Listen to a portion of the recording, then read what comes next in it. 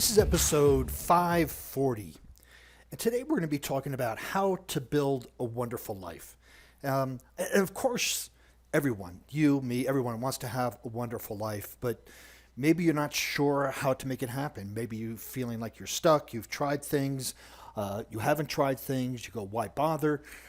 So there could be a lot of reasons behind that, but it's not easy to admit that your life isn't everything that you'd like to be. Kind of, especially for us guys, it kind of hurts our ego to go, no, this is not what I wanted. This is not what I planned. But a wonderful life will be different for everyone. So one of the keys is don't compare your life to somebody else's. Compare your life to you, to what you want, because everybody has their own idea of what a wonderful or perfect ideal life is. Your vision of a perfect and again or ideal life will be different from someone else's, and that's okay.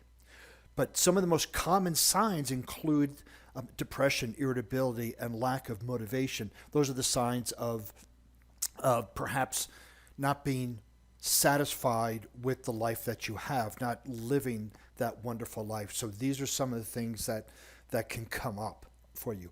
You feel tired and unable to control your circumstances. Again, you get irritable. These are things that may be signs that, hey, I need to take a look at my life and make some changes here.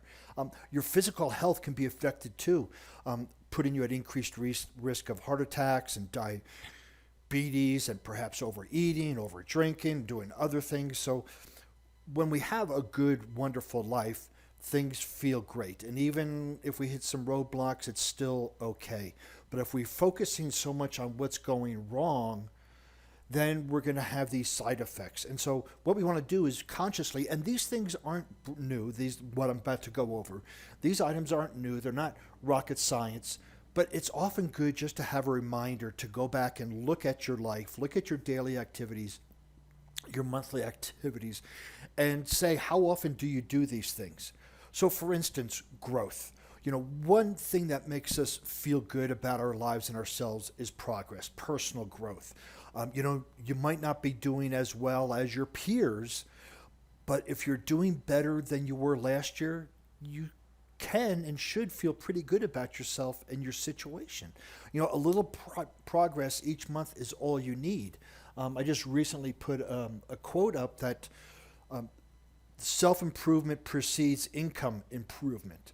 So when we can take time and grow, like you're listening to this podcast and hopefully taking action on it, reading some great books, watching some good documentaries on successful people, and then just not watching and reading, but implementing them. How do you embody these things? When we grow as humans, our circumstances grow. And so as we can grow, we'll have more resources, we'll have more availability to us to create a wonderful life. And this is so huge, your growth, because if you look at what new things have you explored personally for personal development over the past week, month, or year?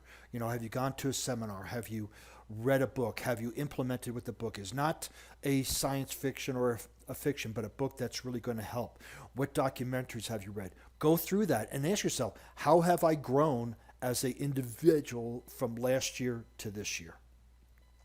Spend less than you make. I think we all know this, but it's really hard to enjoy life if you have financial problems.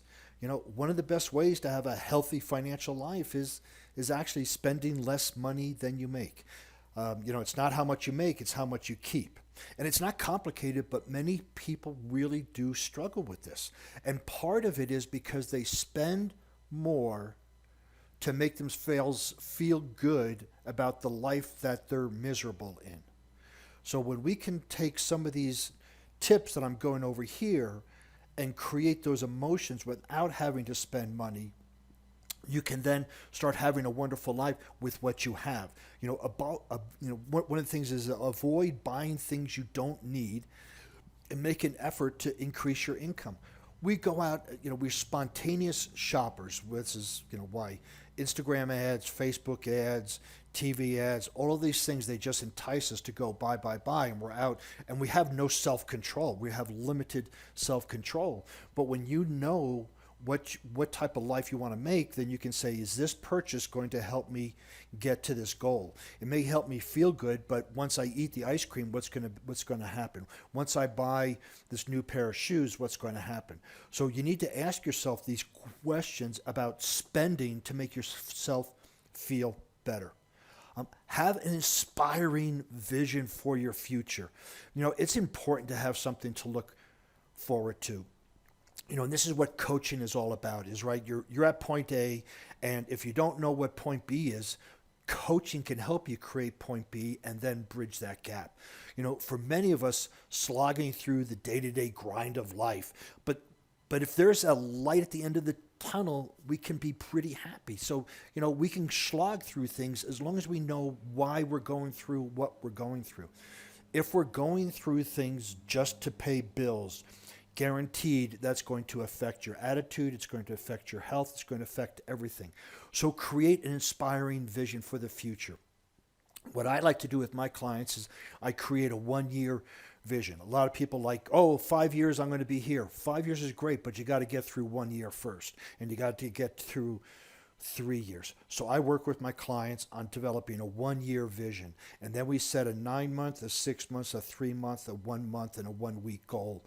All those goals are dominoes to help you get to that vision. But you need to have that vision. You need to have that lighthouse, so when things get dark, you know what direction to take. Surround yourself with people you like. People that support you, right? Spending all day with people you don't like and it's useless. Now, if we're at work, we often have to spend time with people we don't like. So we can be friendly, but we don't have to be friends. And life is a little easier and happier if you can spend time each day with people you like. And these people you like, the like is because they support you in what you're doing. They're talking positive. You may be in a pity party right now, and you'd like to have other people. Misery loves company. That's not what I'm talking about here. I'm talking about surround yourself with people you like that lift you up, that encourage you, that make you feel good, that when things are bad, they'll show you how good they can be. This is who you want to surround yourself with. You don't want to, if you're having that pity party, you don't want to surround yourself with other pity partiers. You want to surround yourself with people who will encourage you, who will be empathetic, but also kick you in the butt to get moving. Number 5, make your health a priority. I can't think the last time I did a podcast where I didn't talk about health or fitness of some level. Most of us prioritize short-term comfort and pleasure too much to maximize our health, right? We'll have that donut, we'll have the beer, we'll have the cheesecake, we'll have the fast food, we'll have that. And all those are short-term comfort or convenience, but in the long term, they build up to really affect our health. So building healthy habits and stick with them. This includes strength training, cardiovascular, flexibility, hydration, nutrition.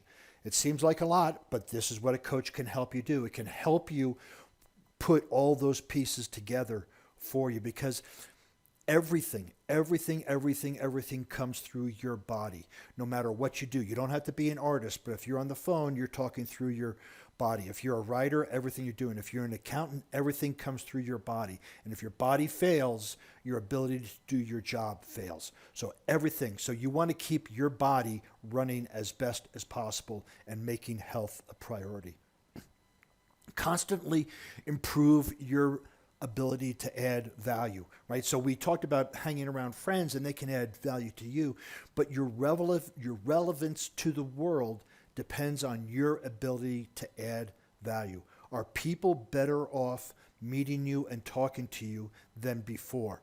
Each year you know more than you did the previous year.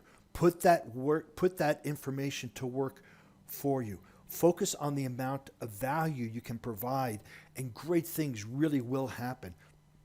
Right? So we have all this information, and we can share it with people. We can help them through their tough times. We can help them see the goals that they're capable of. So when people leave you, they should be better off than if they haven't met you. So how can you add value to your company, to your team, to your family, to your significant other, to your friends?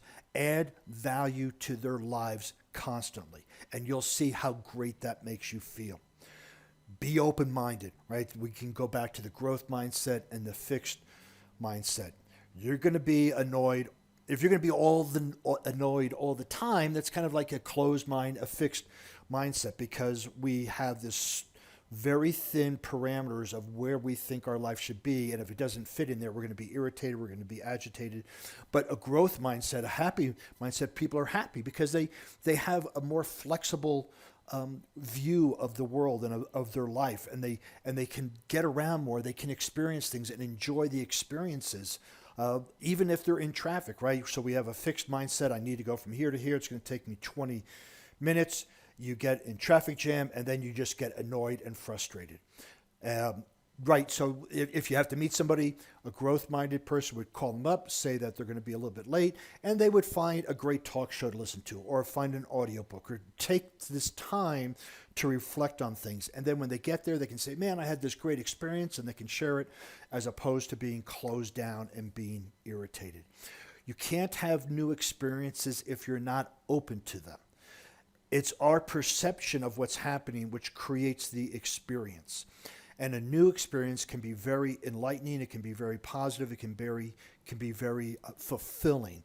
But if we have a closed mindset, fixed mindset, we're just going to look at everything as being an annoyance. Avoid debt. This gets back to, it's not how much you make, it's how much you keep, but debt is a happiness killer. And having a wonderful life and a lot of debt would be a real challenge. You know, sooner or later, people want their money back, and the banks want their money back, the mortgage wants their money back. Focus on increasing your income and avoid buying those things you don't need, especially on credit. And this goes hand in glove with, keep more than you make. If you do these things, there'll be few reasons to borrow money. And there's budgets you can set up, and often people go, I want to be debt free, and this is where words have power. A homeless person is debt free. Do you really want debt free? No, you want to be financially free to do what you want when you want. But debt, there are some great people out there to talk about financial planning. T. Harv Eker with the Millionaire Mind Intensive, Millionaire Mindset. His teachings are phenomenal. If you need something around the debt part, go look him up. Choose your partner very carefully. Now, for many of us, this might be, too late for that, but choosing the wrong spouse can be the biggest mistake you ever make. So take care to choose. I mean, it's almost after the fact, but if you're dating, we want to make sure, or even if you are married and it's not working, you need to make a decision not on the person's potential, but where they are right now. So if you've married and you're hoping the person's going to change, and you keep fighting because they're not, that you got to look at that very carefully, because you need to stay involved with the person the way they are, not in their potential. And you date somebody not for their potential, but who they are, because then they'll make life. Yes, I'm saying people can grow and they want to grow, and that's wonderful. But if you are dating or with somebody and trying to force them to grow, that might be a big hindrance in you enjoying life. So, decide on the type of life you want to have and begin to make it happen. Review these things, review these notes. Just decide what an ideal life would look like. Be brave enough to take responsibility for your happiness and live your life to the fullest. You can find these show notes and other information about peak performance, about mental strength, about other things on my website, warriormindcoach.com. You can find the show notes there. And while you're on the internet, please go ahead and follow me on LinkedIn, Facebook, Instagram, and Pinterest under Warrior Mind Coach.